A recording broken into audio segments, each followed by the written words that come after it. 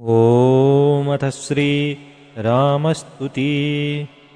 श्रीरामचन्द्रकृपालु भजुमन हरण भवभयदारुणं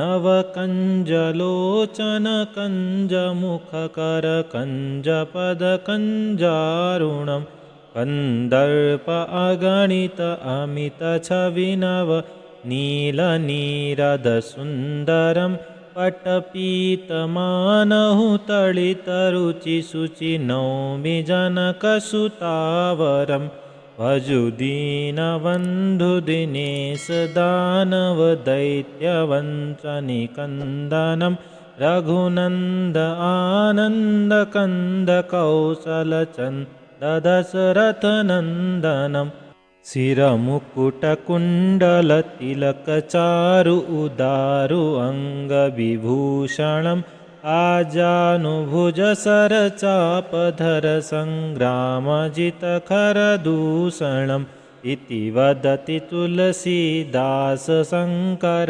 शेषमुनिमनरञ्जनं मम हृदयकञ्जनिवास कुरु कामादिखलदलगञ्जनं मनुजाहिराचिउ मिलहि सोवरो सहज सुंदर सावरो करुणानिधान सुजान शीलु स्नेहु जानत रावरो यही भाति गौरी आशीष सुनिसिय सहित हिय हरसि अली तुलसी भवानी पूजी पुनि पुनि मुदित मन मंदिर चली।